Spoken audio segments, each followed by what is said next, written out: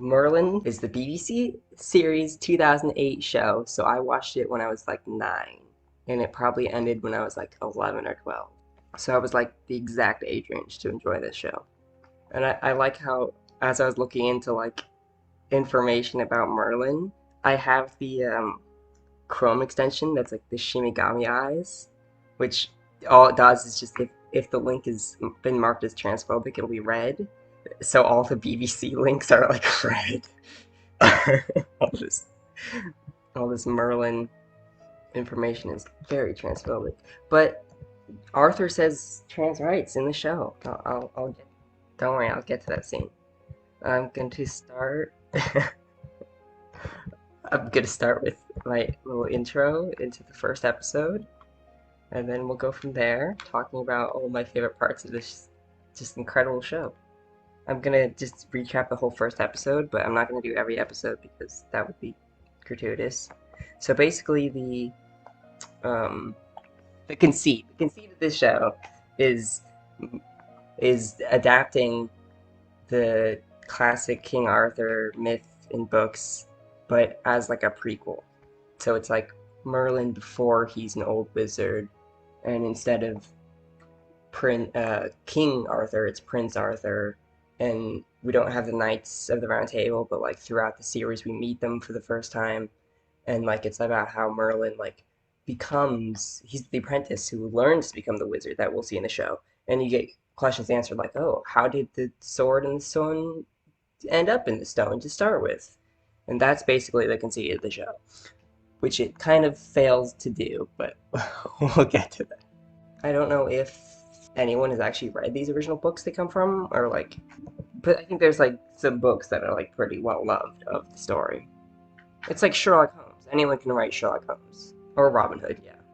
Point being, I haven't read any of these books, but I know there's a guy named Arthur, and he has some Knights of the Round Table. One of them's named Lancelot, and yeah, he pulls a sword from the stone in some versions, but in other versions, he gets it from the Lady of the Lake, which is funny how this show tries to resolve that. It's really funny, but I'll get to that when we talk about Excalibur in that section. It's really good. Um, okay, so I hope you're excited. So the first episode, Merlin is moving to Camelot, and he's meeting Gaius, who is like the court physician who's gonna live with, and his mom kind of knows him, but they've never met. And Merlin, he like walks in, and he's like, "Oh, I'm your new apprentice or whatever." And Gaius is all like, "I'm startled by this sudden person walking in, getting some books, so I fell." And he falls. And then Merlin uses his magic and his eyes glow and he moves a bed or something over and he lands fine. He's like, "Oh, you have magic," or whatever. And Merlin's like, "I don't know. I've just always had magic abilities, but I've never been taught how to use magic." And he's like, "In Camelot, magic was banned, so if anyone catches you, you'll be sent to death." And he's like, I won't turn you in though, because I used to do magic and like I'm cool with it, but you gotta hide it." And then Merlin's like, "Okay, that's cool," or whatever. He goes out into town and meets Prince Arthur, but he doesn't know it's Prince Arthur, so he's like, Come on, that's enough. What? You've had your fun, my friend. Do I know you? I'm Merlin. So I don't know you. No, Yet you called me friend. that was my mistake. Yes, I think so. Yeah. I'd never have a friend who could be such an ass. and then he's like, "You can't talk to me like that. I'm Prince Arthur." And he's like, "Oh." I've told you you're an ass. I just didn't realize you were a royal one. And they're all like very snarky and like have this rivalry going, but it's the kind of rivalry where you can like tell that they're gonna be friends or whatever.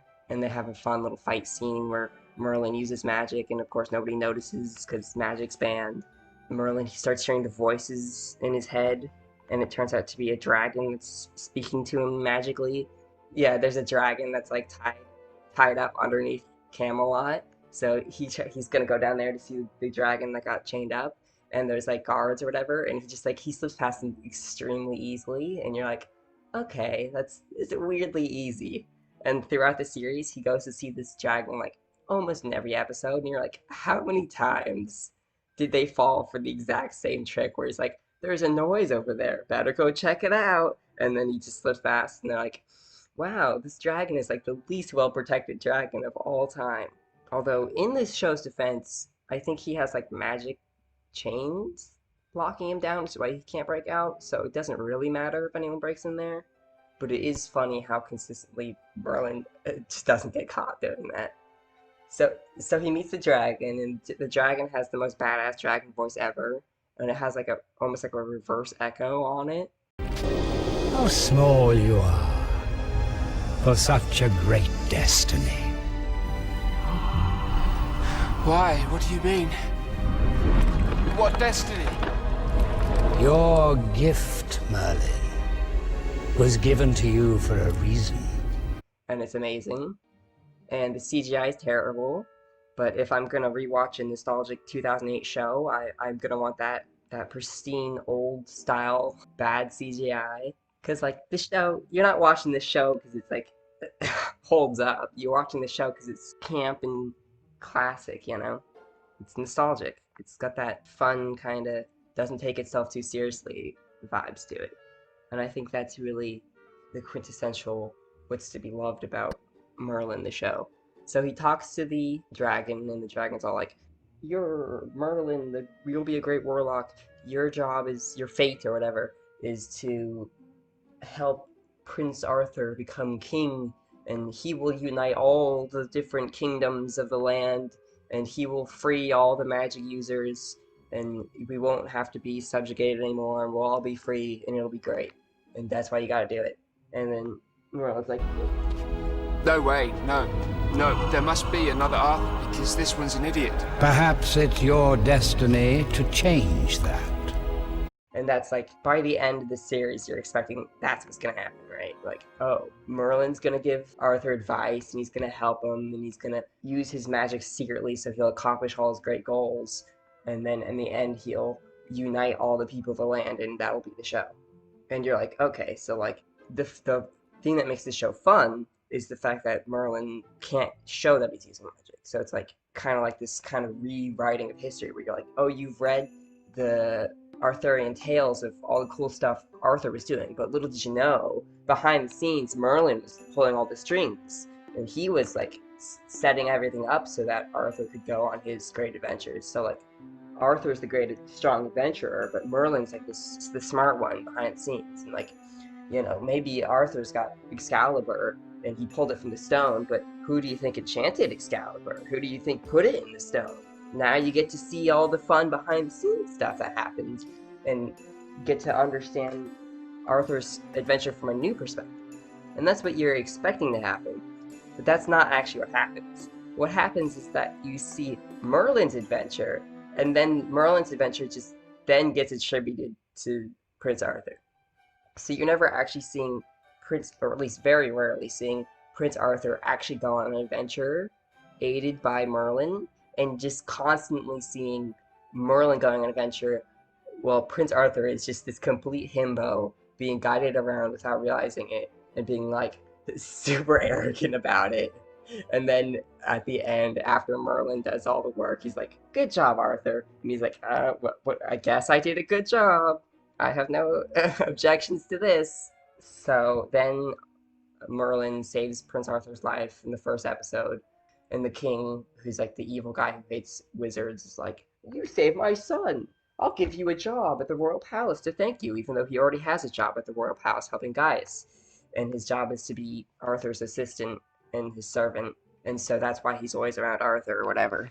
Arthur's constantly going on an adventure, and Merlin's like, "Well, I gotta come help you," because like he's got to do all the magic or whatever. And he's like, "You can't help, Merlin. You're just my servant." And then he's like, "I'll go anyways to show my support." He's like, "Wow, Merlin, you're really the bravest of us all, because you're coming along even though you don't have any strength."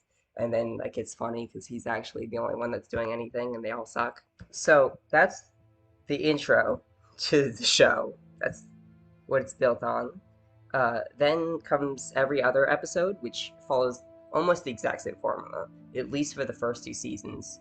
And that formula is monster or unexplained magical illness or event happens. It's usually a monster or maybe even a magic knight. Monster. A monster. It's horrible.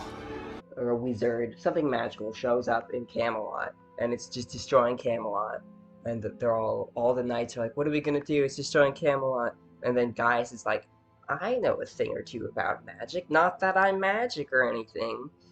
And I believe that this is a Wizzly-Wob. And then he takes out his old books of his magic, and he's like, this is the Wizzly-Wob, or whatever monster it is for the week. And they're like, it's a magic monster. The only way to defeat it is with magic. And then the King Uther is all mad. He's like, it can't be a magic monster because I don't believe in fighting things with magic because I think magic is evil. Which doesn't make any sense because, like, it being a magic monster only helps your theory that magic is evil, but he always denies it. He's always like, we can defeat this thing without magic, it's fine. And then he sends him knights, and it doesn't work. And the monster beats the knights. And then Merlin's like, oh no, what do I do? How are we gonna save Camelot this week? And sometimes guys will help him, but usually he has to go to the dragon. And he's like, Dragon, I need your help, because we gotta fight the gobbledygook monster this week. And then the dragon's like, well, I do want Arthur not to die and him to take over and save all the magic people, so I'll help you, but I'll be slightly vague about it so I sound more mysterious, and I'll give you a vague answer. Trust the elements that are at your command. Elements? But what is it I have to do? You cannot do this alone. There is the other. I don't understand. Just tell me what it is I have to do. No!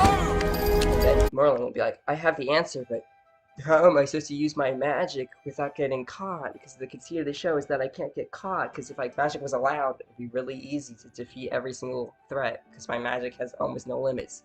So then he goes to Arthur, and he's like, Arthur, you can't fight this monster. It'll defeat you. It's magic. And he's like, Merlin, you coward. You're such a silly little coward. Don't you believe in your prince, Arthur? I can do it. Just pull out. You're the crown prince. No one wants to see you die over some stupid challenge. Not a coward. I know that. And then he goes to do it, and the monster bitch slaps him, and he gets thrown halfway across the screen and knocks the back of his head against a rock and gets knocked unconscious. And then Merlin's like, now's my chance to use magic. And then he uses magic and defeats the monster. And then Arthur wakes up like, what happened? I got my head bumped. And he's like, you did it, Arthur. When you hit it with your sword and it looked like nothing happened, you actually dealt a deathly blow. And then you got knocked unconscious, but it died. So good job. And then Arthur's like, I don't recall any of this. Must have been some blur. I'm too concussed to contradict this story with any logic. So that must have been what happened. Good job, me. It does not occur to me at all that all of my greatest accomplishments happened unconscious. This tracks. Yes. So once you think sometimes they'd have a different excuse for why Merlin can get away with doing magic without getting caught, because the entire conceit of the show is how is Merlin gonna get away with doing his magic without getting caught? But 9 times out of 10, it is just Arthur got knocked unconscious. Now Merlin can do all the work. And the show is so aware of this, there's actually a video. Arthur gets knocked unconscious. Again. Part 7. Part 7. That happens a lot. That's happened to Don't Worry fans. For those Merlin fans who enjoy seeing Arthur get knocked unconscious, there's a lot of that happening this year. Convenient moments for Merlin to do some magic. So those who cranium almost. Yeah. I'm a little bit confused as to how Arthur doesn't have some form of brain damage. He still has the use of speech, which is incredible. The number of times he's been knocked out. So don't worry, Merlin fans. Unconsciousness. And it's so true, because it's like the back of your head is not a go to sleep button. Like if you get, you can't just get hit in the head every week and have no permanent damage. Like he's mentally ill at this point. He has severe brain damage, which probably explains why he's so willing to go along with this insane story every time he wakes up. But this show like has such a formula that it won't get away from, that it reuses the exact same solutions to the same problems, because it's always the same problem, that they have to rely on people getting knocked unconscious to get out of situations so often that at least in every episode, at least once, someone's getting knocked unconscious. And in any episode where it's not Arthur, there's an equal number of episodes where it is Merlin or one of the other like 4 or 5 main characters because for some reason someone had to get knocked unconscious, and it's hilarious how they're just like unafraid of the fact they're like, yep, it's a trope. What do you want us to do about it? He's unconscious, she's unconscious, everybody's getting knocked unconscious. Because like the conceit of the show is that little did you know, well, it's two things. First of all, it's little did you know behind the scenes Merlin was doing everything, which is not what's happening. People are just knocked unconscious. And two, it's supposed to be Arthur's adventure, aided by Merlin, but it's Merlin's adventure attributed to Arthur. And it's just so funny that they switch the two and just hope you don't notice. And like Arthur is really shown to be like kind of an idiot, so like it works perfectly. It works perfectly that he's like deeply, deep brain trauma. They're just both slowly getting stupider throughout this series as they get more and more head traumas. Do you know how to walk on your knees? No. Would you like me to help you? Just his servant. Give him more credit than that. He likes you. I haven't seen you smile these past 3 days. That's better. It's very gay. What now, Merlin? Arthur's in love. And how did you cause that? They're very much a cute couple the entire time.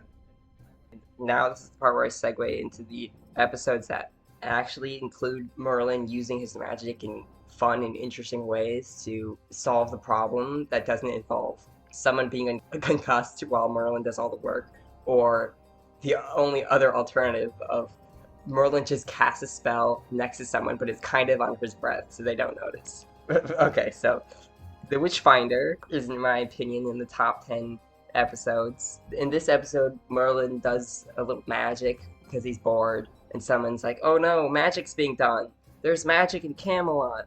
And then Uther the king is like, I'm calling the witch hunter to find this magic user because there's been too much magic shenanigans happening in Camelot. The witch hunter shows up and he's like, I'm gonna find out who is doing magic. And then I guess he does a bunch of tricks to make people think they're seeing magic, and throughout the episode we learn that he's just like drugging people or whatever. But he blames Gaius, and he's like, oh, it's Gaius, he's the magic person. And he starts torturing him, and he's like getting him to confess he's like, if you don't want to go to death, you gotta tell me who's the real magic person then.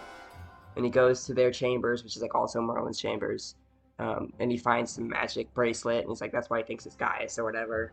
And then he like interrogates Gaius, and Gaius accidentally lets it slip that it's like Morgana and Merlin are the other two that are magic. By the way, Morgana is a different character I didn't mention up to this point. She's Arthur's half something, not sister.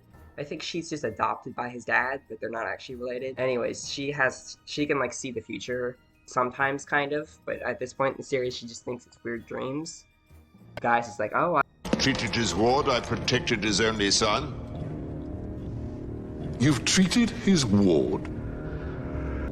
The Lady Morgana. Among others. For what malady does she receive this treatment? She suffers from nightmares. I see. and he's like, headaches? That sounds like she's magic.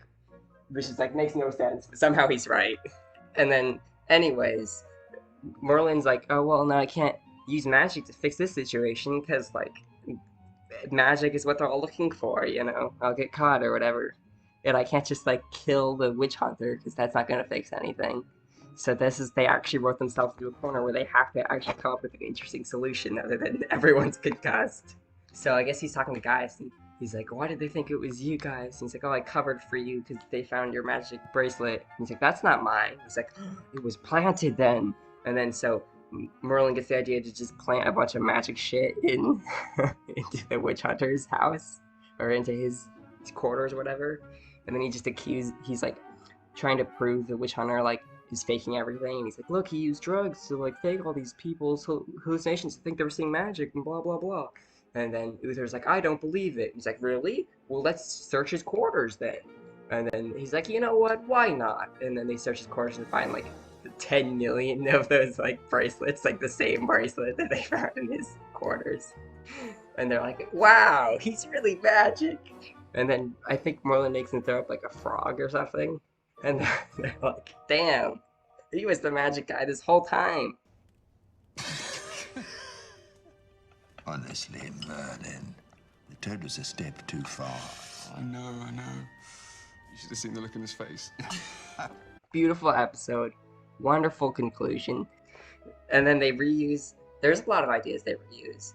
They, like, this isn't even the first time that Merlin is accused of being magic. There's one where, like, oh, that's right, they think, okay, so Gwen is Morgana's servant, and she's like the fourth most main character, or fifth maybe if you count guys.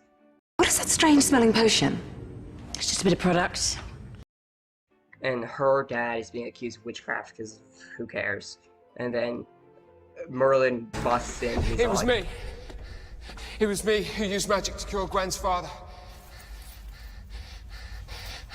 Gwen is not the sorcerer. I am. Merlin, are you mad? I cannot. Then arrested. Father, please, I can't allow this. This is madness. There's no way Merlin is a sorcerer. Did you not? Really? He's in love What? with Gwen. I am not. Yes, you are. No way.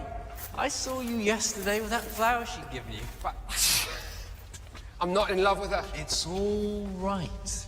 Even though he admits he's magic, Arthur's like, that's what a hilarious joke, Merlin. You're so funny. No one actually believes you're magic. Oh, Merlin. It's just like no one buys it. It's so good. And Merlin and Guinevere's relationship is hilarious because whoever was writing Merlin's relationship in the first season was not the person who wrote it in the last four. Because, like, at the beginning, there's, like, a lot of scenes that hint at them, like, becoming a thing. And then there's another scene later where Morgana's like, I know your secret, Merlin. And he's like, uh-oh. And she's like, you know, that you like Gwen. Don't worry, I won't tell anyone. He's like, oh, that secret. Yeah, don't tell. And you're just, it's like, oh, so funny, or whatever. And then later, there's like a scene where he almost dies, and Gwen and Gaius are all sad or whatever, and he's alive. And she's like, oh, I'm so happy. And they're like, oh, they love each other. And you're like, okay, they're gonna become a thing at some point. Because, like, they're both servants, so they both kind of get each other in terms of, like... Come on, Gwen. I thought you liked those real rough, tough, save the world kind of men. No, I like much more ordinary men like you. Nope. Gwen ends up with Arthur. Just one episode, Arthur and Gwen are together. And they hit it off, and they're like, okay, screw Merlin. That's done. Just abruptly. All that buildup was just throw that away. She's with Arthur now. That aside, the second episode, which I think uses magic in a more interesting way to solve a problem other than just getting knocked unconscious and Merlin doing everything while everyone else is too unconscious to deny it, is the episode where Merlin becomes an old man. That episode is called Queen of Hearts. Anyways, what happens in that episode is, so first Morgana thinks she's magic because she's having dreams that predict the future, and then Merlin's like, I don't know if I should tell her that she's magic or not. I don't know if I should tell her that I'm magic. And then he goes to the dragon's like, don't tell her. I see the future, and I see that she's evil in the future. Especially if you tell her, just kill her. Merlin's a nice boy. He's like, I can't do that. She's my friend. And then he brings her to, like, the magic people, and she learned the druids, I guess they're called, and she learns about being magic or whatever. And then when she returns, she's like throughout the series, she has this insane arc. Because at the beginning of the series, there's an episode where Arthur's being like having a love spell placed on him by these magic people, and this is the first time Morgana sees the future in her dream. She's like, I saw the future in my dream, and I'm afraid that she's gonna means you harm because that happened in my dream. Arthur's like, you're acting crazy. What, do you have a crush on me? Like me. Less and less by the second. All right. Whatever you say. And then I'm like, that's weird. Aren't they basically siblings? But I guess technically not. Anyways, in that episode, Morgana is all about, like, I gotta save Arthur because he's having a love spell placed on him. I couldn't live with myself knowing I'd let him die. After she learns she's magic, she knows that Uther is obviously sentencing magic users to death. She's like, I want to kill Uther. And then she's like, as the series goes on, she like slowly gets more and more evil to the point where she's like, I don't care how many of our own men we're sacrificing as long as Arthur is killed. And we're like, oh, do you remember that episode that was entirely devoted to her trying to save Arthur from the freaking love spell? Like, what happened to that? Beautiful character arc. Anyways, in this episode, the old man episode, she knows Gwen is dating Arthur, and she wants to get him in trouble because she hates all of them because she's evil at this point. But it's like this hilarious middle area where she knows she's evil, but no one except for Merlin knows she's evil. But Merlin can't do anything about it because he's Merlin. And there keeps being things where like she almost dies, and like Merlin's like, should I save her? I could save her with magic, but she's evil. And then she sees everyone like super sad that she's dead or whatever. He's like, I gotta save her. It's the right thing to do. And then like one season later, she's like, With my dagger at your back. and you're like, that was a really bad decision. Anyways, the hilarious thing about this episode is she's just at this point where she just wants to cause people problems and harm because she's evil, but not enough to actually just start trying to murder people. So she's just like, I'm gonna tell Uther to go on a horse ride with me, and then I'll lead him towards where Arthur and Gwen are having a picnic and get him in trouble. Ooh, he's gonna get in trouble. Meanwhile, like one season later, she's like, murder. So she leads Uther to find Gwen and Arthur having a picnic and kissing or whatever. And you're expecting the next scene Uther's like all mad at Arthur or whatever. But instead he's like happy, and he's like, I thought you'd be furious. I was young once. I'm more than familiar with the temptations of serving girls. that's my boy, what a dog. And it's like so funny that that's the direction they decided to take that. But obviously Arthur's like, no, she's not just a fling. I'm in love. I'm in love with her. I don't care that she's a servant. And Uther's always like the mean, cynical one. And he's all, you can't be in love with a servant. You're the future king. It's not proper. Clearly, you've had a love spell placed on you. Well, first he's all like, I'll give up my place on the throne to be with her, because he's all melodramatic. And he's like, my son would never say that just for a girl. Clearly, there's been a love spell placed on you, which, as a audience, we know isn't true. But based on the fact that he's already had a love spell placed on him once, the Kings also had a love spell placed on him once, and I think there's even an episode where Guy's had a love spell placed on him. It's actually an extremely reasonable conclusion to come to. So Arthur is in love. They think he's on a love spell, and Merlin's like, I can't. What am I supposed to do? They think that Guinevere is a magic.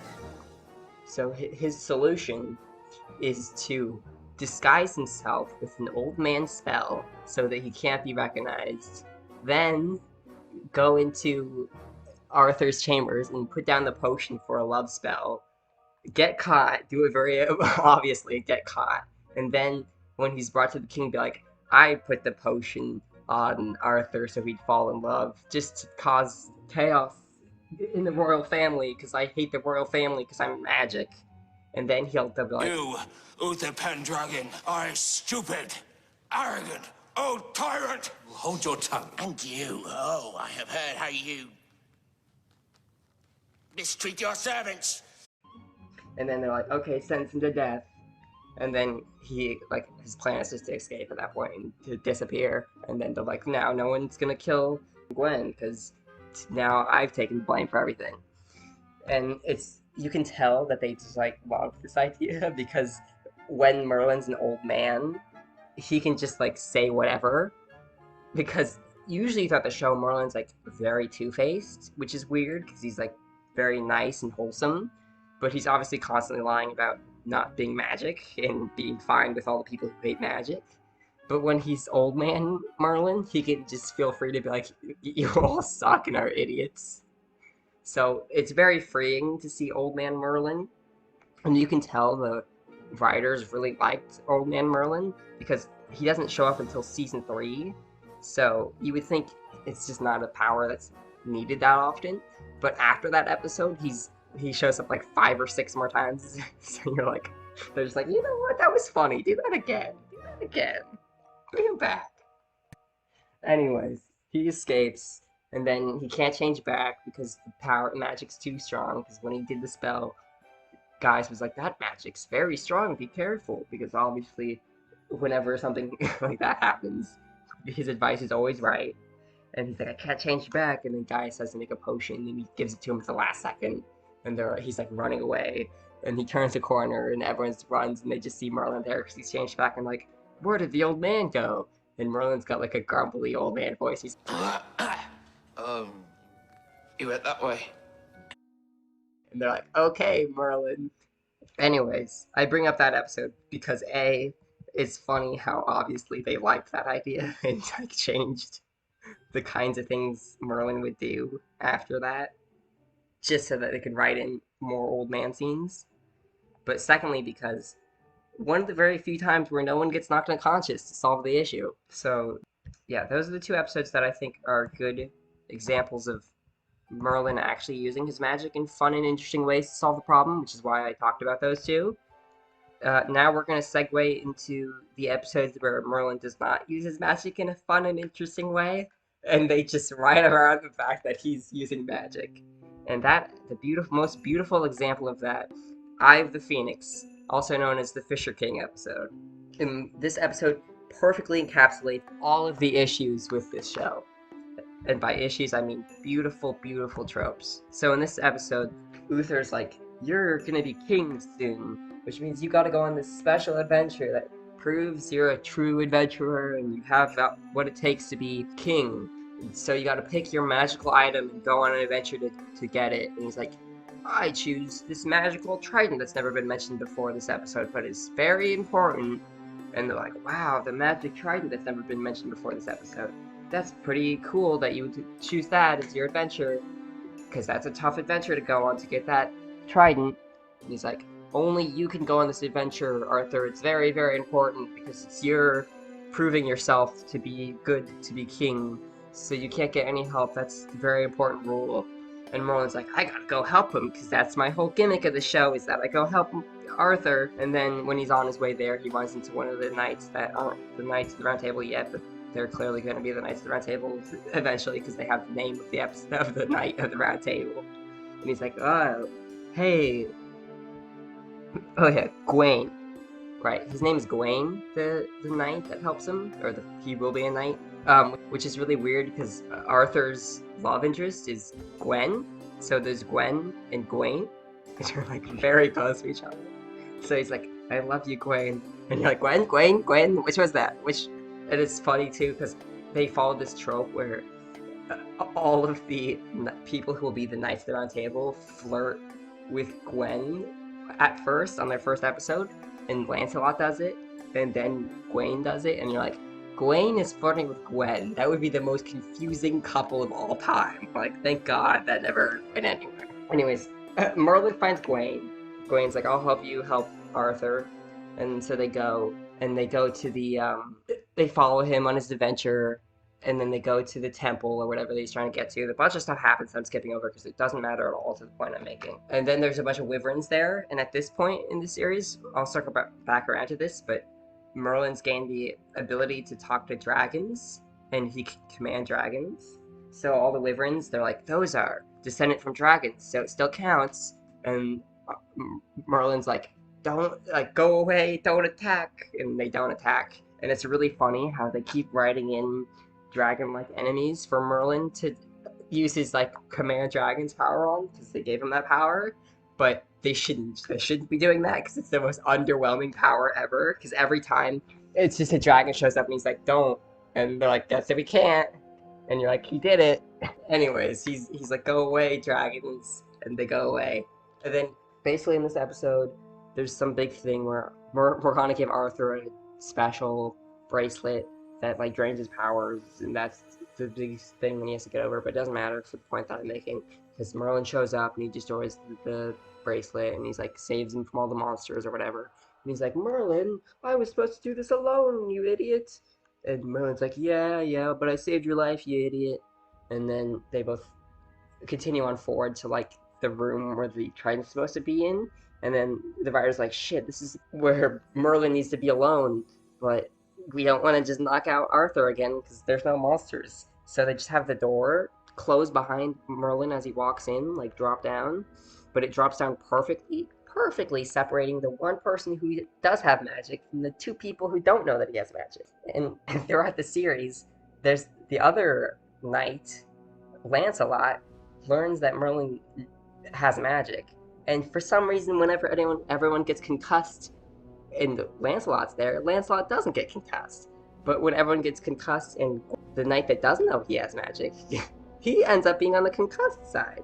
It's just very interesting how it always ends up happening like that. So, anyways, Merlin goes to the Trident guy, and he's the Fisher King, I guess is his name. He's like, I'm a corpse, but I'm still alive because I'm magic. And obviously, Arthur couldn't be here for the magic part, which is why he's stuck behind the door. Anyways, my trident is a piece of shit. It's just a random trident. No one gives a shit. But I have this magic water. When Camelot is in its most time of need, this water will guide the way. Take the magic water, Merlin. And then Merlin's like, okay. And he's like, okay, my magic's done. I'm going back to being a corpse again. And then the door opens, and then Arthur comes in, and he's like, oh, look. There's the trident. It's on the ground. All right, we got it. Let's go. And you're just like, oh, Arthur. He never has any idea what actually happened. And it's like, okay, this is Arthur's adventure. The whole point was to prove that he can be a good king and adventurer. Why did he have to be out of the room so that way the magic guy could say the actual important part? Like, why can't Arthur be included in any of the actual adventuring? Like, there's no reason. He could have known about the magic water. They could have used the magic water together during Camelot's greatest time of need. But the show, like, not only wants to make Merlin the real adventurer, they go out of their way to not make Arthur actually go on any adventuring. They're like, no, if it's not Merlin's adventure being attributed to Arthur, then Arthur can't know about it, because God forbid he actually do anything. It should be built around Arthur adventuring and Merlin being his fun little sidekick, not Merlin adventuring and Arthur just thinking he's being pat on the head, going, don't worry, you're doing so good. How many men were there? 3, 4? Yeah, something like that. I suppose you had nothing to do with it. Oh, you know, just background stuff. That's it. That's like the show. He's doing behind the scenes stuff that we don't get to see unless we saw his fun new perspective on these tales. But that's not what it is. That's like one of the very few episodes that happens. He's never doing behind the scenes stuff. He's doing all of the stuff. This is the part, now that I've summarized my favorite episodes, where I just go over everyone's character arc. Morgana's, obviously she becomes evil throughout the series because she becomes magic. And there's so many scenes where Merlin's like, don't become evil even though you're magic. Trust me, it's not the way to go. And she's like, what would you know about being magic? And then Merlin's like, oh, I can't tell her. And you're like, at this point, you probably could tell her. Like, if you, like, related to her as another magic user, maybe she wouldn't be evil. You ever consider that, Merlin? But he's like, no, guess she has to be evil because I can't tell her. And, like, there's so many points where he's about to defeat her and save the day, and you think he's going to use some big magic to do it, and he doesn't, and then he's like, she still doesn't know. And you're like, she still doesn't know? Literally, she ends the series just getting killed on the last episode. Yeah, and it's hilarious because the entire series, like, she slowly goes from their friend to, like, their enemy, but sneaky about being their enemy, to, like, being outright their enemy, to, like, attacking Camelot, to trying taking the throne to herself, to just getting stabbed, and then she dies in the last episode. But, like, fate works so weird in this show, because, like, like, the Great Dragon talks about, like, Arthur's fated to do all this stuff, and you're fated to do this, and you can't help Morgana because she's fated to become evil, and this druid boy's fated to kill Arthur, so you're gotta stop him, and... Merlin. Do you know why I'm here? It may surprise you, Merlin, but my knowledge of your life is not universal. Like, how do you know for a fact that certain things are fated to happen, but know nothing about other stuff? Like, why? What are the lines? And there's, like, these magic crystals that they use throughout the show that show the future, and, like, they're always like, well, nothing shows the future, like, with 100% accuracy, so could be wrong. We could stop that magic thing from happening, and it always happens 100% of the time. So you're like, So that is how fate works. It just is destined to happen. But like it always happens in a way where like it's deliberately cut so that you're led to believe one thing happens, but actually something else happens. And it's like, are these fate crystals like specifically intentionally trolling Merlin? Yeah, so that's Morgana's character arc. Gwen's character arc is really weird because she goes from being Merlin's love interest to falling in love with Arthur, and then Morgana tries to kill her because Morgana's like, I'm supposed to be queen, not her. And then she just. Oh, also, she has a whole love thing with Lancelot. So they have no idea what to do with her as a character. And there's this terrible episode where Morgana puts a love spell, because they love love spells. Morgana puts a love spell on Gwen to cheat on Arthur with Lancelot, so that way she won't become queen. And then, like, there's an entire season where there are, she's, like, banished, and then Arthur forgives her, and she comes back. But at no point is there, like, she was under a love spell, let's forgive her. Like, he actually is just, like, over time, eventually, like, I forgive you. And you're like, why are we going through this, like, relationship problem entirely caused by magic?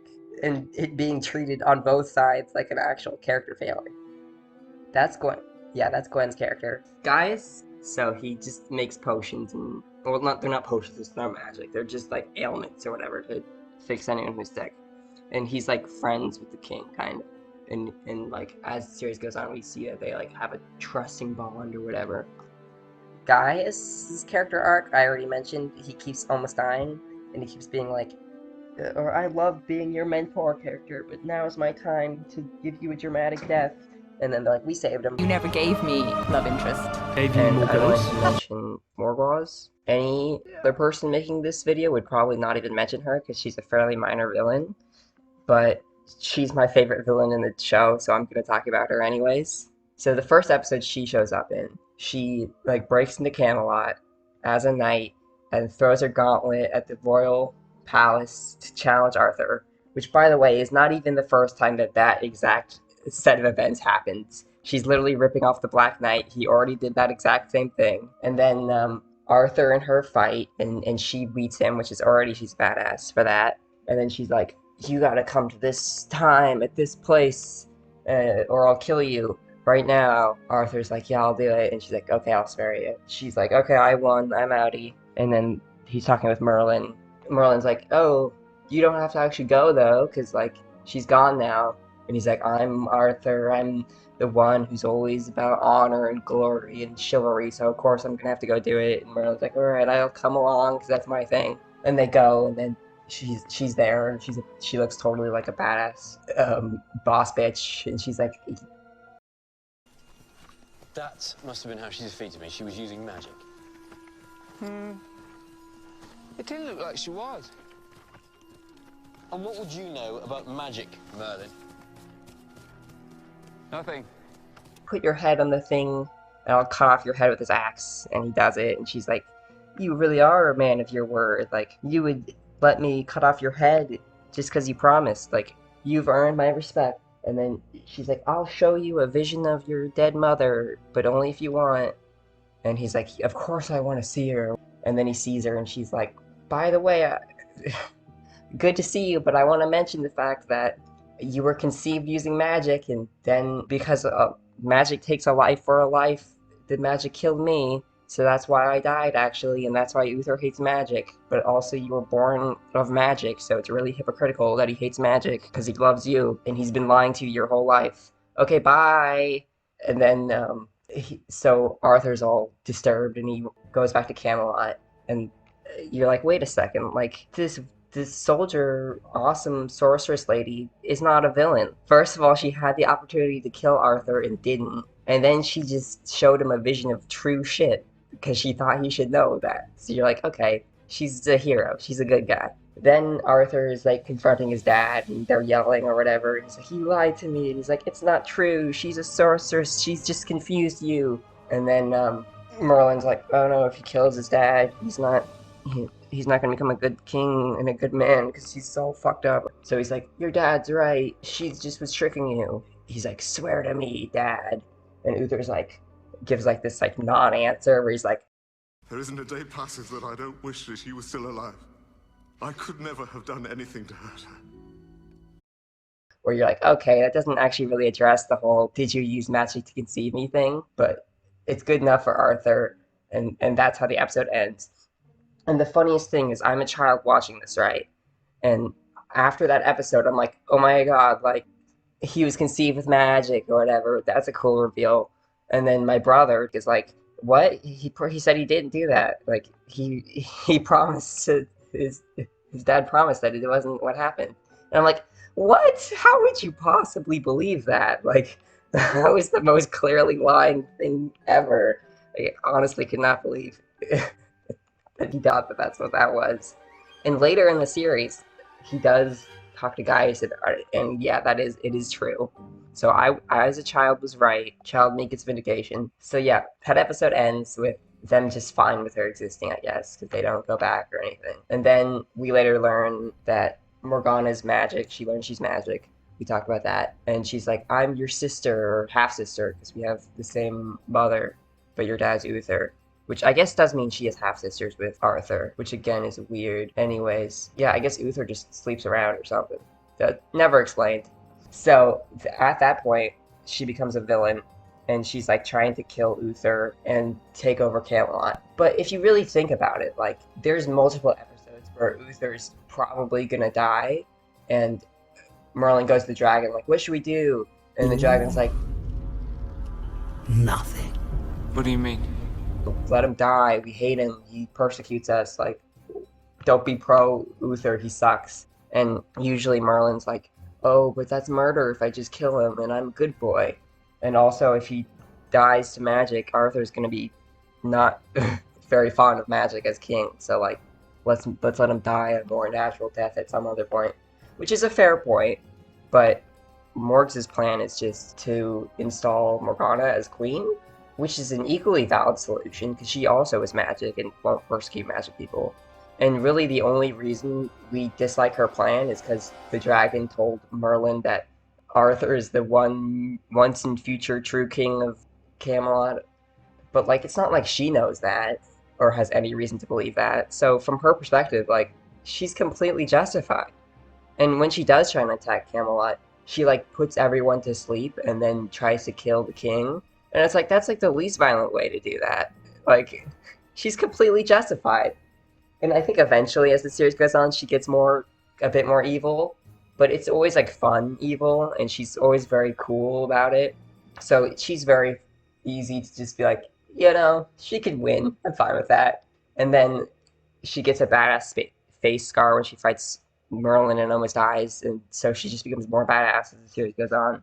And eventually, once they do conquer Camelot and Morgana's made queen, she's like, I will kill all the people who don't bow down to me, which is like clearly evil. But like at that point, she's already dead, so it's not like she really had a huge part of that. She dies before Morgana gets like really, really evil. Speak up. Are you and your fellow knights ready to honor and serve me? I would rather die. That can be arranged. So she's pretty much just leaves the series with a clean slate of not that evil and pretty cool. And when she does die, she's like, take me to this magic place where the line between life and death is, because if you sacrifice someone, you can open it and a bunch of evil spirits will come out. And that sounds badass, and I'm dying anyways. So the fact that she's like efficiently using her death to like just wreak chaos is already amazing and funny. The knights and Merlin and Arthur go back to that rift, and they're like, someone has to sacrifice themselves to close the rift. And the one knight that doesn't know Merlin's secret runs forward, and the evil witch lady knocks him out. And then Arthur runs forward, and the witch lady knocks him out. And you're like, well, now the only people who aren't knocked out are Merlin and Lancelot, the one knight that does know his secret. Convenient. And then Merlin's like, okay, I'm gonna go sacrifice myself. But Lancelot jumps in first, and he's like, I'm sacrificing myself. And then he dies. That's how Lancelot dies. Which, if you're wondering how Gwen then cheats on Arthur with Lancelot later, it's because Morgana brings him back as a zombie just for that to happen. So, yes, that's right. Gwen cheats on Arthur unwillingly with a zombie. Anyways, incredible character. Had to mention her. Will love including clips of her being a badass. The next character arc I want to talk about is the dragon. I think his name is like Kilgara. They say it in like one episode. One of the great things about the dragon is that his voice is great, which I said. And at the beginning of every single episode, at the title sequence, he like ASMR whispers. And it's great every time, and it's the only ASMR that I appreciate. So his character arc is also like spans most of the show, so this will be like my vague plot of the show section. So in the beginning of the show, he meets the dragon, obviously, and the dragon's like his mentor who tells him to be Arthur's friend and help him become king. And then in every episode after that, or just about every episode, he goes to the dragon. He's like, I need advice for how to fight the gobbledygook monster of this day. And he's kind of needy. I need your help. Of course you do. But also, like, he's doing the quest that the dragon gave him, so he's pretty justified in his neediness of the dragon. That all changes in the episode De Morte Arthur. That episode, that's like the most pivotal episode in the show, so I'm going to go into depth with this episode. It starts with them being like, there's a beast called the Questing Beast. That's the monster this episode. And I guess that monster is actually from Arthurian legend, so good for them. But it has kind of a silly name, and its CGI is pretty bad, because of course it is. And so you're like, this is kind of goofy. But they're all like, it's the most serious monster we've ever fought, and a single bite will kill you. And then obviously Arthur gets bumped in the head, because that's what happens, and he gets bit. And they're like, he's dying, there's no stopping it. So Merlin goes to the dragon. He's like, I fucked up pretty bad this time. Like, Arthur's actually dying. And the dragon's like, okay, you fucked up pretty bad here, Merlin. But there's an island you can go to where if you sacrifice your life, you can save Arthur's life. And at this point, Merlin's like become good friends with Arthur, and he is willing to sacrifice himself for him. So he goes to the island to sacrifice himself. And he meets like the main villain of season 1, who I've not mentioned because she's completely irrelevant. And she's like, oh, I didn't realize you were like Merlin, like that cool guy from the Arthurian legends. I thought you were just some other Merlin. I'm actually cool with you. And he's like, okay, whatever. Can I do the swap thing? And she's like, yep, bring this cure. And then they cure Arthur. And then he's like, all right, I'm going to die now. And then the next day, his mom's sick because his mom's visiting. She just happens to be visiting that episode. And he's like, wait, they transferred the dying to my mommy, not to me. And he goes down to the dragon. He's like, my mommy's dying now. What the hell? It was supposed to be me. And then the dragon's like, yeah, well, if Arthur died, I'd be fucked. And if you died, we'd be fucked. So that's why your mom's dying. And he's like, you knew. You lied. And he's like, well, I want to get free, so I want Arthur to become king, so that's why. And he's like, oh, all you care about is being freed one day. You're a bastard. And he throws a hissy fit, and he's like, I'll never be back. And he runs away, and the dragon gives out like the big like, no, you can't leave me. Then he's like, all right, I'm gonna go sacrifice myself for my mommy this time, even though like that's what he did last time, and it just didn't happen. And then he goes to be like, don't worry, mommy, I'm going to go sacrifice myself now. But Gaius is gone, and Gaius leaves a note. And this is the note where he's like, I'm your mentor, and I love being your mentor, but I'm dying now because I'll sacrifice myself for your mommy. And he's like, Gaius, no. So he runs, and this is the first time you think Gaius is going to die. And then he gets there, and Gaius is the one that's dying instead of... And he's like, you know what, evil villain lady from this season... You're an asshole. And then he just kills her. And then everyone's fine. And they're like, well, someone had to get sacrificed to save everyone. And apparently just killing her counted. So we're good. Which is an amazing way to wrap up that episode. It's literally the like Jenny Nicholson thing where it's like, if I can just get the Red Skull to fall in love with me, I can sacrifice him for the Soul Stone. Like, just sacrifice the guy who runs the sacrificing place. That'll work. And it does. It works. So after that, that's like the pivotal part where we switch from the dragon being our friend slash guy who gives us advice to the enemy. And then literally the very next episode, they're like, oh my god, this ancient, amazing magician who's super legendary, but we never mentioned until this episode, has been brought back. He's gonna kill everyone unless we solve the problem. They're like, Merlin, go to the dragon and ask him what to do. And Merlin's like, what the hell? I never told you I talked to the dragon. And Guy's is like, yeah, I'm not an idiot. Just go talk to him. And he's like, well, we're kind of having relationship problems right now, so maybe that's not a good idea. And he's like, literally, we were all going to die. Go talk to the dragon. And then he goes to the dragon, and the dragon's like, I seem to remember last time you were here, you threw a little hissy fit and cried and ran away like a little baby. Interesting that you're immediately back the next episode. And Merlin's like, yeah, I forgot that I need your advice to defeat the monster in quite literally every single episode. So that didn't last very long. And then he's like, alright, I'll help you, but you gotta agree to free me from this capture at some point. And that's the only reason I'm doing it. And they're like, okay. So at that point going forward, they're back on speaking terms, but they no longer have a friendly relationship. It's very much like untrusted allies, only helping each other for their own interests. And it continues like that for like 3 or 4 more episodes until the episode I mentioned where Morgana and Morgause attack Camelot by putting everyone to sleep. And they have like an army of immortal knights that are like coming and attacking everyone and gonna kill our king while he's asleep. And Merlin's like, I gotta go down to the dragon and save everything. And the dragon's also asleep, and he's like, no, how is this spell so powerful? Even the dragon's asleep. And the dragon's like, this spell's not that powerful. I'm just tired of your neediness, Merlin. And it's like, oh, get owned, Merlin. Amazing. So he's like, I gotta stop the sleeping and the guys that are attacking. And dragon's like, just fucking poison Morgana. Also, I'm not gonna give you advice unless you actually agree to free me, like this episode, because I'm tired of waiting. And he's like, damn it, guess I gotta free you this episode. Anyways, go poison her.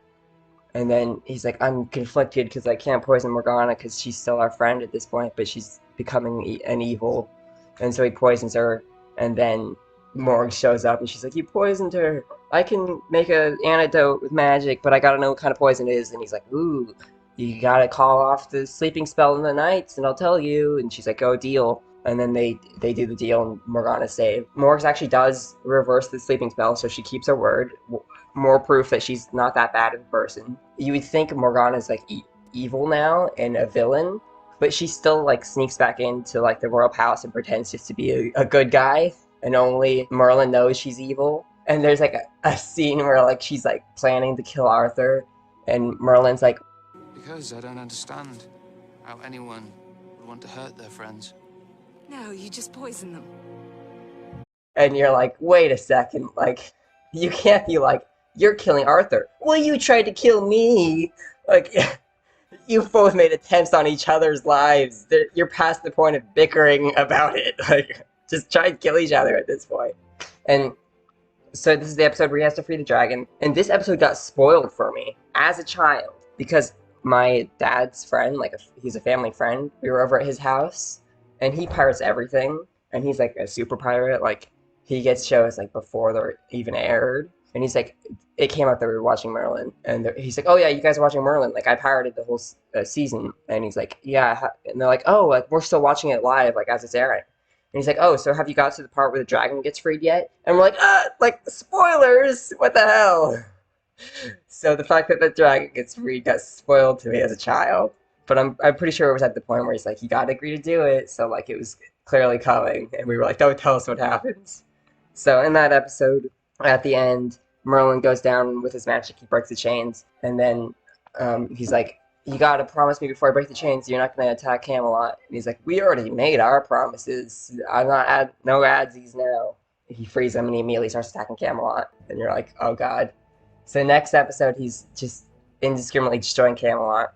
Which, by the way, monsters hit Camelot every week. And every season finale, Camelot is almost completely destroyed and overrun by monsters. How is anyone living here? How is anyone not dead? How is anyone who's not dead has not already fled for their lives? It's like the Batman Gotham problem, where it's like, why does anyone live in Gotham if it's being terrorized every week? How is anyone in Camelot alive and still living in Camelot? Anyway, they're like, what are we gonna do? The dragon's gonna destroy Camelot, and Merlin tries to use his magic while no one's looking, and it doesn't work because he's that powerful. And then he goes to Gaius, and he's like, Gaius, what are we gonna do? And Gaius is like, well, I never told you this, but the reason I knew your mom is because your dad, he could talk to dragons, a dragon lord. So if you go find him, you could probably get him to calm this dragon down. Here's where you would go to find him. And then he gets Arthur, and he's like, okay, Arthur, let's go find the dragon lord so he can calm down this dragon. And they go and find him, and Merlin has a whole emotional thing. He's like, oh, Daddy, I finally met you. And then he dies trying to get him back, and they're like, well, god damn it, like, that was for nothing. Now I'm just sad my dad's dead. And they make it back to Gaius, and they're like, yeah, Daddy died. And he's like, well, the ability to command dragons is passed down from father to son, so now that he's dead, you could probably do it. And you're the Dragon King now because you're of the same magic species as dragons are, so when you speak to them, you speak as kin, and they must listen. So he's like, okay, Arthur, let's go to a big field and take the dragon on 2v1. And then he's like, okay, that sounds good. And the dragon immediately bitch slaps him, and he immediately gets knocked out, because of course. And then Merlin's like, I'm Dragon Lord now. You gotta do what I say. The dragon's like, you dare? And then he's like, alright, my command to you is to fuck off. And then the dragon's like, wait, you're not just gonna kill me for attacking Camelot? And he's like, no, like, I get why you attack Camelot. You hate Uther. I just don't think him dying via dragon is conducive to a clean transition to power to Arthur, who we all love. And don't worry, I'm following the quest you gave me to one day make Arthur king. So, like, you should be cool with it. And the dragon's like, wow, you actually do care about me and my issues. And you just think my methods are kind of fucked. So that's actually a pretty valid point, Merlin. So you actually did talk to me as my kin, because you talked to me eye to eye or whatever. And he's like, I will not forget your clemency. After that, they become friends, and he no longer wants to destroy Camelot. And he goes back to giving him advice every couple episodes, and he can just call him now because he has like command dragon's power now. And after that, they slowly become better and better friends. And there's an episode where Merlin learns that there's like a baby dragon egg that still exists, and they thought the old Kilfrogga dragon was the last one. So he calls down the dragon. He's like, "There's a baby dragon egg. I thought you should know." And this is literally the first time in the episode that he's ever called and talked to the dragon, not asking for something. He's literally just like, just thought you should know. I could help you save your baby dragon if you wanted. And the dragon's like, thanks for telling me. Like, that's actually pretty chill of you. Yeah, you should probably save the baby dragon. And the baby dragon is like such a funny character. So they save the baby dragon, and he hatches. And then after that, he's like, okay, bye, baby dragon. And then I guess at some point, there's like a flash forward where Morgana's in the pit from Batman, where he gets thrown in the pit. But instead, it's Morgana in the pit with the baby dragon, and they become allies. The dragon was twisted and never learned to fly or speak, and he's evil now. And it doesn't matter at all, because in every episode that dragon shows up, they're like, Morgana's gonna fight, and then Merlin's like, I have the ability to command dragons. Go away, baby dragon. And then the baby dragon's like, okay. And you're like, that was anticlimactic. Great. Finally, the baby dragon gets used to make an enchanted sword, like Excalibur. And you're like, okay, that was like the only purpose the baby dragon ever served.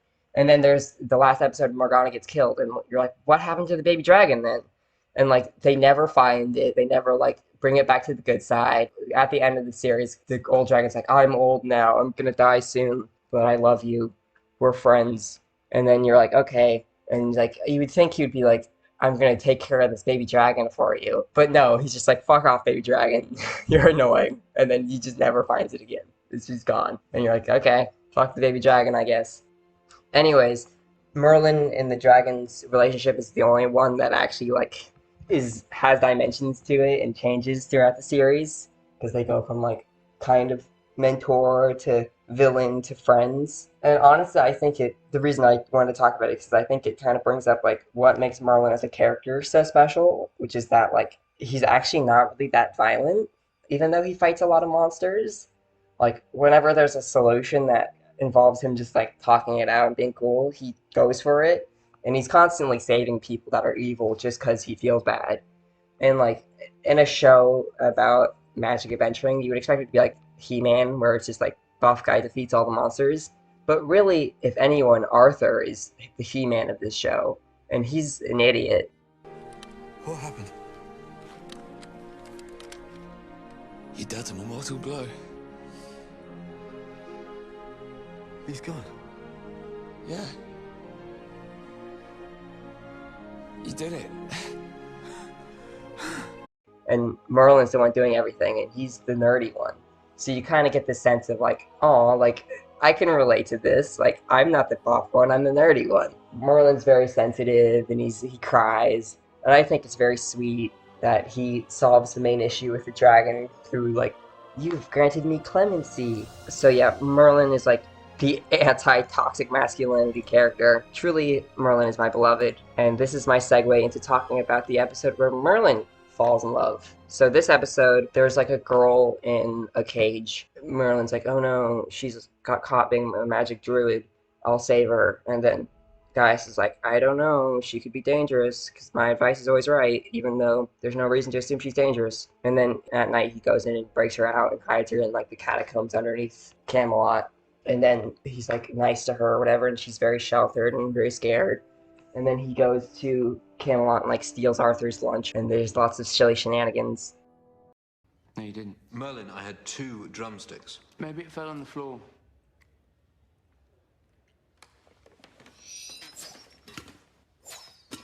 And he brings it down to her, and he shows her he's magic, and she's like, I'm a monster, I'm dangerous, I'm evil. And he's like, no, it's not true. Like, just because you're magic doesn't mean you're evil. Look at my magic. And then she's like charmed by him or whatever. She thinks he's cute. And they start to fall in love. And then you're seeing like during this episode, the monsters, like there's a monster attacking people, because that's what happens in every episode. And they're like, there's a monster in Camelot now. Guys is like, that druid girl that got released, she got kicked out of the druids because they said she was cursed. So like, maybe it's her. And you're like, yeah, it's her. And then she's all like, I'm evil. And Merlin's like, no, you're not. And you're like, okay, it's because she's cursed, isn't it? And then there's a scene where Merlin's like stealing dresses for her from Morgana and from the Royal Palace, and Arthur catches him, and he's like trying to explain why he has the dresses. Oh, I don't think it's for him. As long as you do a decent day's work, Merlin, that's all I care about. No, it's not for me. What a man does in his spare time is completely up to him. No, you've got this wrong. Colour suits you, Merlin. And that's my trans rights, because like it's more of a, he thinks Merlin's cross-dressing, but the fact that he's cool with it and it being medieval times is pretty progressive. So he brings down her clothes, and he's like, we'll escape together, I love you. And they kiss, and they fall in love. Guys with her are like investigating the monster, and like, look at these tracks, the thing that killed these people transformed from a monster into a human. Like, it's a monster human. And you're like, okay, so it's definitely her then. Like, she's a werewolf, I get it. And then it turns out that she turns into a Bastet, which is just a DeviantArt monster. And you're like, okay, so it's a werewolf, but just a DeviantArt monster. And then the knights are like, oh no, a DeviantArt monster, kill it.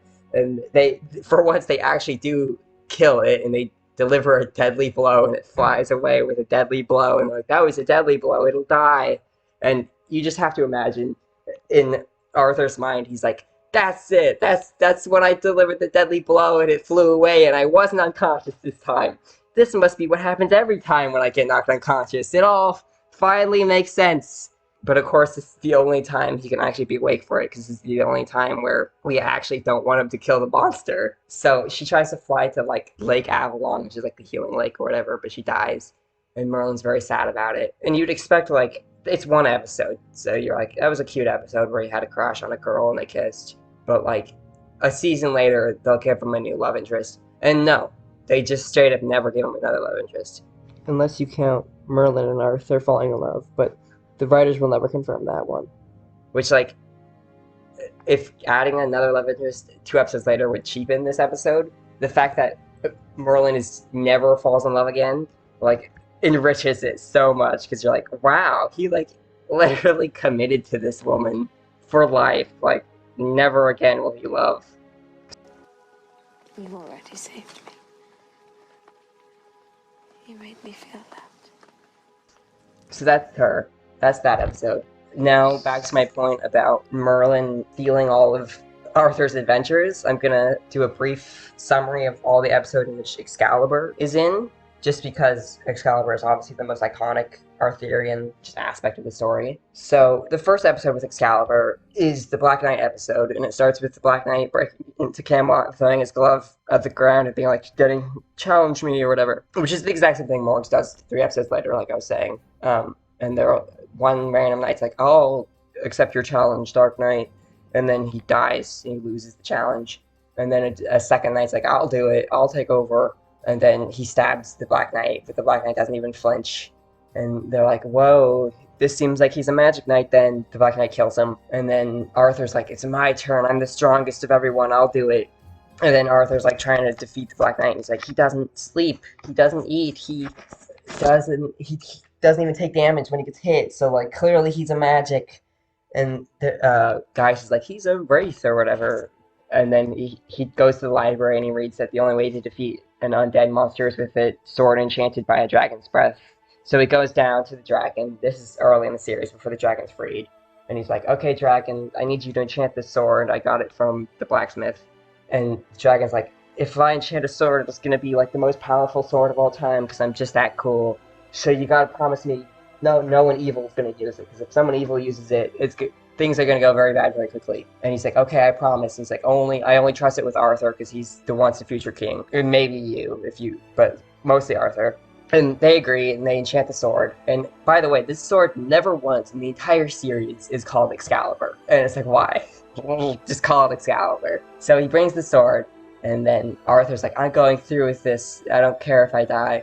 And Uther's like, you can't, he'll kill you. So they just drug Arthur so he'll sleep through his tournament, because of course Arthur has to be asleep during all the most important parts.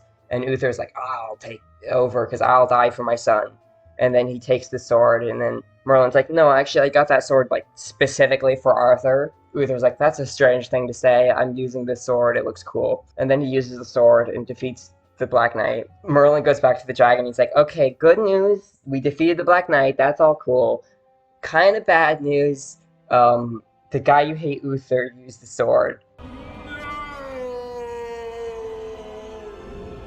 Amazing scene. He's like, you promised me only Arthur would use it, so I don't trust you with it anymore.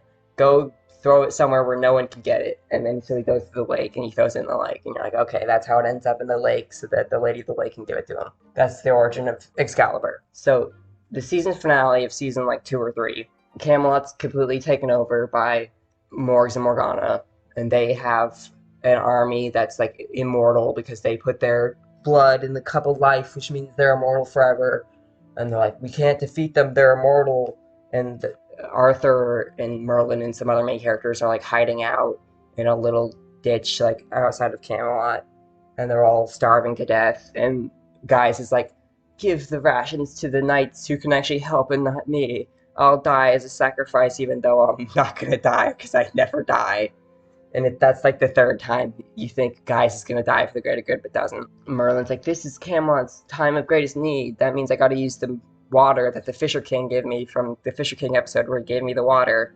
And then he accidentally not breaks it, and the water spills, and then it forms Freya from the episode where he falls in love with a girl. And she's like, I'm the lady of the lake, and I've got your sword, because the sword can kill the undead, and these immortal people, once they became immortal, actually became the undead. You can use the sword. And he's like, oh shit, let's go get the sword. So he calls down the dragon, because at this point the dragon's freed. And he's like, dragon, fly me over to the lake. And this is the first time he flies on the dragon. And the CGI is astonishingly bad. Like it's not so much the CGI is bad, but it's like the compositing is awful. So like, you're like, Merlin is not on that dragon. Like, it's just like a Merlin Photoshop head on the back of that dragon. So he gets to the lake, and Freya comes out of the lake, gives him the sword, and she's the lady of the lake from the legend. which means that in this show, the Lady of the Lake is a DeviantArt monster. And you're like, wait, but like, Arthur gets the sword from the Lady of the Lake, not Merlin. That's a rewrite. Interesting. And then you think he's gonna give it to Arthur, but no, he's just like, I'm just gonna use the sword. Well, I don't care.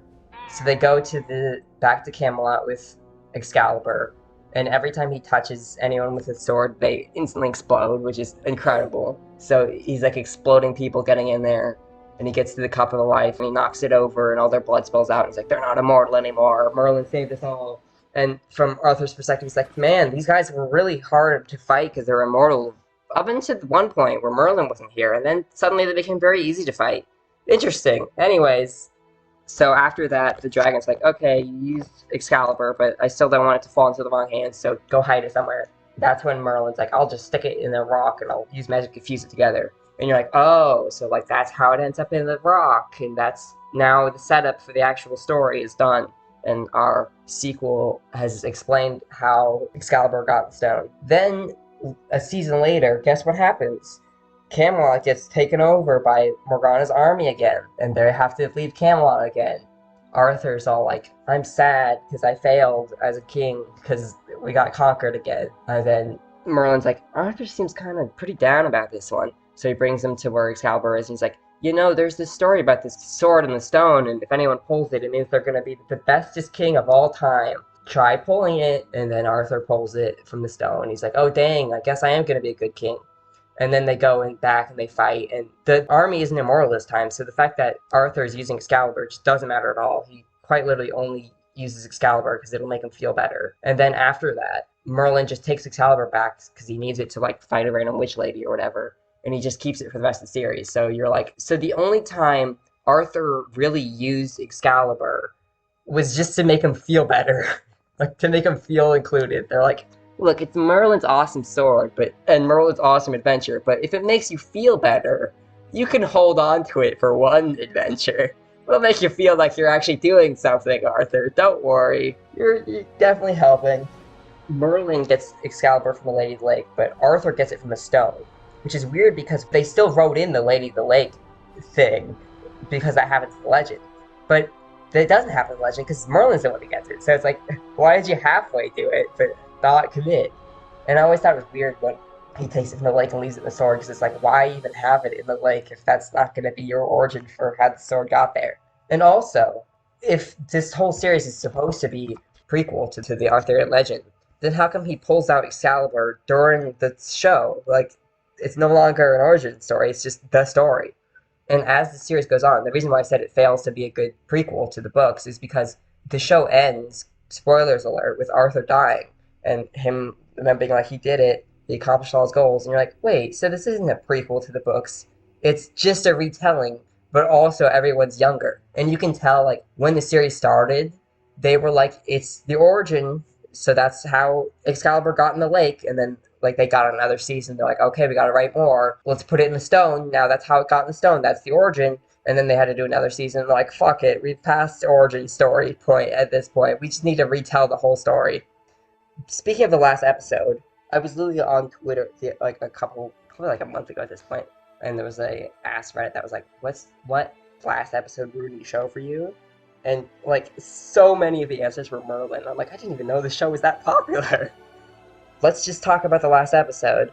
So there's a big fight because it's the end of the series, and Merlin's an old man because he doesn't want anyone to know it's him, which I guess explains why Merlin's an old man in the books, because I guess maybe everyone who wrote down these legends just assumed he really was an old man, because he shows up as an old man so often. And then the druid boy who's destined to kill Arthur if Merlin didn't kill him from a million episodes ago stabs Arthur with the sword that the baby dragon enchanted. And Arthur's like, I'm dying. Merlin's like, I'll take you to the healing lake. And also, I'm Merlin, and I'm a magician, and I'm revealing it all because it's the last episode. And then this is when Arthur's like, oh dang, you've been doing all this stuff the whole time when I thought it was me. And you're like, yeah, kind of obvious in retrospect that he clearly was doing her magic. And he's like, how come you never told me? And Merlin's like, if I did, you'd have to cut off my head. And I like how Arthur's response is like, Not sure what I'd have done. And I didn't want to put you in that position. And you're like, that's actually a very honest response. Like, I like how he's like, my worldview never had any room for this happening, so I have no idea what I would have done in that situation. Merlin's like, well, I just never wanted to put you in that position. And you're like, dang, like, he cares more about Arthur not having to make that choice than lying about being not magic. Which at this point, the king has died, and Arthur's king. They get him to the lake, and Morgause is there. Merlin uses Excalibur, because of course Merlin uses Excalibur. He's the only one that actually uses it. And he stabs her, and she's like, no normal blade can kill a magician or a sorceress. And he's like, yeah, but this is Excalibur, the enchanted blade. She's like, oh shit, I'm dead. Arthur's like, speaking of people that are dead, I'm dead. We didn't make it there in time. And then they're like, no, Arthur's dead. And he's like, don't worry, because I love you. I don't know. Okay, he might not say that. And he's like, we did it. I'm the one future king. I accomplished everything I was supposed to accomplish. And you're like, no, actually, he accomplished nothing that he was supposed to accomplish, because his two things he was supposed to accomplish was unite all the people of Albia and free the magic users. There's like an episode where like he mends ties with one of the nations, and there's another episode where like he stops the war with a different nation, but they're never united as one. And so you're like, that didn't really happen. Like, you can kind of argue that he maybe set the wheels in motion for that to happen. And he didn't free magic users at all, but we see back at Camelot, Guinevere is queen now. She's like, where's Arthur? And Gaius is like, Merlin's getting him to the healing lake. And also, Merlin was there. And she's like, how? And he was like, Merlin was the magician that we saw, who's old. And he's like, oh, Merlin was a magician. And he's like, yep, yep. And she's like, she doesn't actually say she's cool with it, but like you can tell she's like, oh, like I'm not, he's my friend, so I'm very clearly obviously cool with it. So like we don't get Arthur freed the magic people. We get after Arthur died, his wife seems to be fairly chill with Merlin being magic. So maybe she'll free magic people. And you're like, that's the same thing, right? That's equally as good. No, it's not. But okay. Arthur dies, and then Merlin's like, well, he throws Excalibur back into the lake, and Freya catches it, and you're like, oh, he got to see his one love one last time. But I guess there's a fan theory that because now Arthur's died at the lake, now his spirit's in the lake, and they're like, it was Arthur who caught it, and I guess they're like, his arm looks slightly different, but I don't think it does. But I think that's a hilarious, that anyone would even try to make that a fan theory, because you're like, what's more touching? That he got to see his one love one last time at the end of the season, or that Arthur stole her job and you'll never see her again. Like, that's not a better ending, that's a way worse. So that's the end of the series. And then the last 10 seconds, we see Merlin walking away, and then a semi-truck drives past, and it cuts to current day, and Merlin's an old man, and then that's the end. And you're like, wait, what the fuck? What? In the last 30 seconds, we cut ahead 1,000 years, and Merlin's still alive, and it's the modern day. But also, this series had unicorns and griffins and magic people who are still alive in the current day. Magic people are still alive. Like, this was not Earth. This was not our reality. How did we cut forward to a future where semi-trucks are a thing, but also an old wizard man is still alive? And also, how does that change anything? And then Arthur died, and Merlin walked away and lived for another 1,000 years into the future day. The end. You're like, what the fuck? What? Why in the last 30 seconds did you drop all of that for no reason? It changes absolutely nothing. So that's the last episode. That's not the last episode we're going to talk about, because I got to talk about my favorite episode, which is the episode where Morgana hypnotizes Merlin to try and kill Arthur. And this episode is incredible because when you're like, Merlin's hypnotized to kill Arthur, what exactly does that mean? Because like is Merlin just Merlin plus the desire to kill Arthur? Or is Merlin just a zombie who can only think like, kill Arthur, kill Arthur? And evidently it's the first one. He's just still Merlin. He just wants to kill Arthur. Because if he was just forced to do whatever it takes to kill Arthur, we've seen in like the third episode, he fights some guys with a magic scepter, and he steals the scepter, and he fires it, and they just instantly disintegrate. So, like, after that episode, you get the idea that, like, if Merlin wants someone dead and doesn't care about getting caught, he can just immediately kill them. And he doesn't just do that. So clearly he's like trying not to get caught because he's like still aware of his own actions. So instead he's like trying to poison his food and stuff, and that one fails. So instead he like sets up like a Wile E. Coyote-esque like crossbow in his dresser to shoot him, and then like Wile E. Coyote, it backfires and almost shoots him instead. Could he be the traitor? My father killed his father. Could you get me my ceremonial sword? Ceremonial sword. Of course. I find it hard to believe that Elian would think ill of me, but I can't trust anyone. In fact, I think you, Merlin, are the only person I can trust. I know, I'm late. I'm coming. And then he's just like, you're like, wait a second. Like, I got the whole poisoning thing, because, like, that wouldn't be traced back to Merlin. But if Merlin and Arthur are alone in his chambers, and then a crossbow shoots Arthur in the head, Merlin's getting the blame for that one. Like, just shoot him with the magic wand at this point. And then when that fails, Merlin, like, sees a sword next to him, and he's like, I'm just gonna stab him with the sword. And you're like, okay, so he didn't care about getting caught this whole time. Like, just use your magic. And it's really beautiful that they, like, go out of their way to make, like, the slapstick where, like, all of his plans backfire in, like, the most spectacular Final Destination-esque way. Because it just really goes to show that, like, this show was never trying to be realistic. It was trying to be fun and camp and silly, and you're supposed to laugh at how unlikely this would happen in real life.